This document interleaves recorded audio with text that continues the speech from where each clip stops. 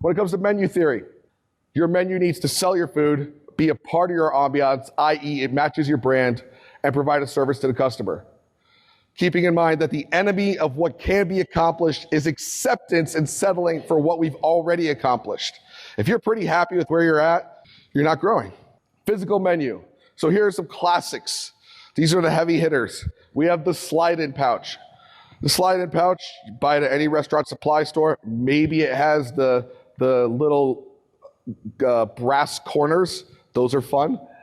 We have it's got like a binder edge to it. We also have just paper, Xerox paper, or maybe it's done on rugged craft cardstock. These are things to be aware of. The style, the thickness of the paper. Is it hard-bound and embossed? Classy versus expensive. When I say classy, I've been to some restaurants. Again, that Giada menu was a very heavy embossed menu with the logo on the exterior. That's nice. No negative to that. Maybe it doesn't match brand of a pizzeria, and they're super expensive. And people steal them. Be aware, people steal menus. That's a thing. It's like an old lady thing. Stealing menus is a thing. I'm like, why'd you steal it? Oh, well, I just wanted to take it. Why would you think that that's okay? Well, I paid money at your restaurant. I'm like, that menu costs more than your meal. That happens. So I don't like to spend money on menus that can fit in a purse either. With all that being said, go for the non-cliche. Go for something you haven't seen. The last 4 menu iterations I've done, I've tried to create something I haven't seen. I had a wood board right now where I have a piece of twine and I basically attached the printed menu to a board. It looks different, and I look to do things in a non-cliched way. Icons in the page with a legend. We mentioned gluten-free, healthy options. Healthy options, especially if you are in a more metropolitan area, the little leaf, because a leaf tells me it's healthy, is something that's becoming more pervasive. Photos or not, big question. This is a no-brainer to me that if you do photos, they should be photos of your restaurant. With that said, many menu companies, fine, upstanding menu companies will offer, oh, you don't have a photographer? We'll just give you some stock photos. Don't do that. That's bad. If it looks too good to be true, or usually also, they don't look too good to be true. They look like they were taken in 1998 because they were, and they don't look like your product, so you're already disappointing the customer. You're being unimpressive by default out the gate, and it's a failure. Taking photos is super easy nowadays. Portrait mode on an iPhone is pretty damn good nowadays.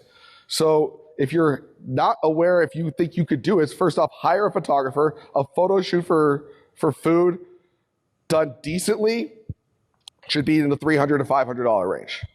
You can get someone who will charge $5,000 because they'll charge $5,000, but you can get someone with some talent that'll do $300 to $500. The debate for a lot of you, if you're suburb versus metropolitan, will be how kitschy should I get? How many logos should I do? How funsy should I be? That's a debate that you're going to need to have. I'll tell you the pros and cons of both. Family fun or cool and new, classic or modern. These are the debates. My number one thing I want to say to you is be you.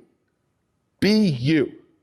If you have a story, which you most likely do because you're a human being that's aged in this world, sell that. Don't aspire to be something you're not. If you have a great history in your family of being car racers, put that on there. If you were firefighters, do that. If you came from Florida and now you live in Ohio, do something that relates to it. Maybe have the names of your menu relate to streets you grew up on. But do something that resonates to you, because that means you're more passionate about it. And if your passion level is at here, that you can hope that your staff's passion level gets to about here. If your passion level is in the range, you are living a high dream if you think your staff is ever going to care up here. So get excited about your food to this level, and your staff hopefully can get to this level, and you can lead by example. So here's my first menu. This is my 22 years old, 2005 menu. Bask in my failure. Bask in how shitty this is. What did I do wrong? Well, my logo is not in vector. I was afraid no one would know that Andolini's is a pizzeria, so I tried to shove in pizzeria and Italian restaurant.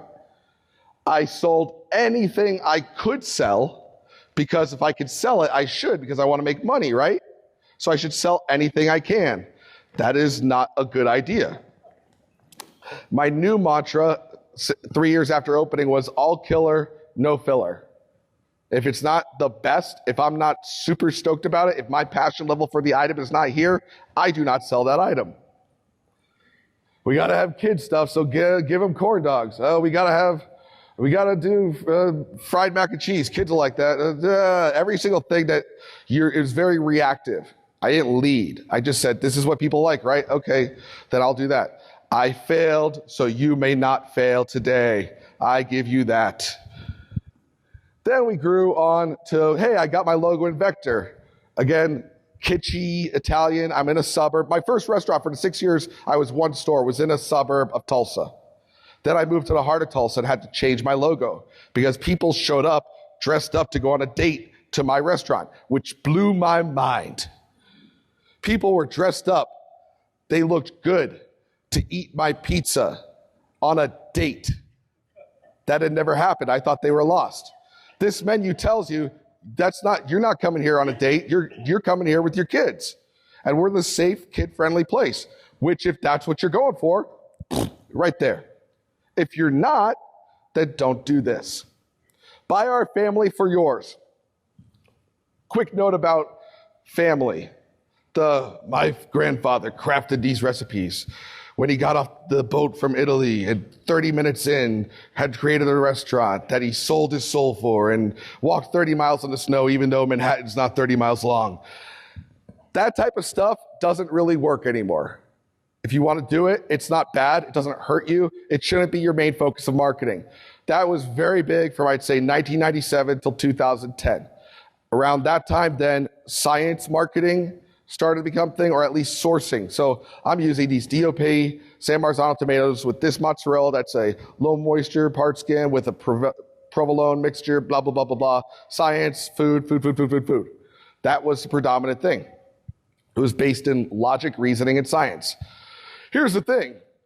All that's kind of been gone out the window. And as much as we're going to talk about menus today, the next generation of people are looking at their phone, they see a photo of it, and they say, I want that.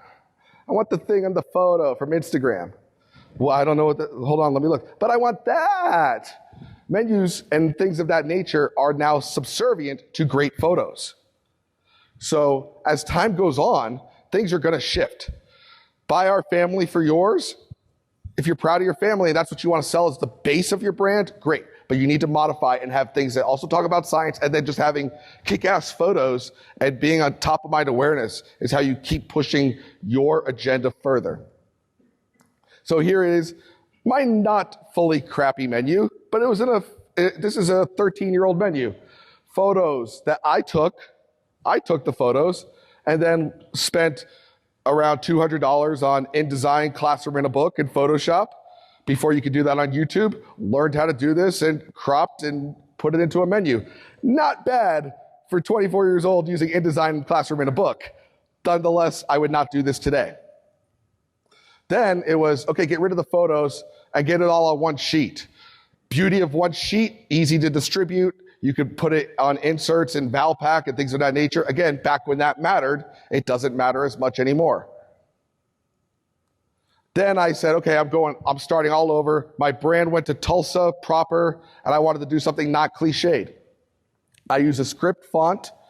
I actually wrote it out first and then decided to use a font to script it out. And some older people got mad at it. I can't read this.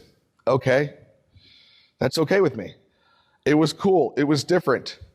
And I progressed the scene. And when people saw this, it said, oh, wow, I've never seen that done before. Now, I'm not saying go out and make a legal pad tomorrow because that's the thing that's going to save your business. I am saying it was unique. Unique is closer to impressive than doing what's been done before, and that progressed my brand. This is where I am today.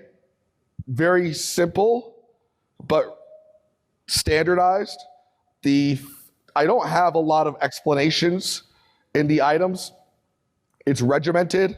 It's focused, and I rely on my servers to speak to the product.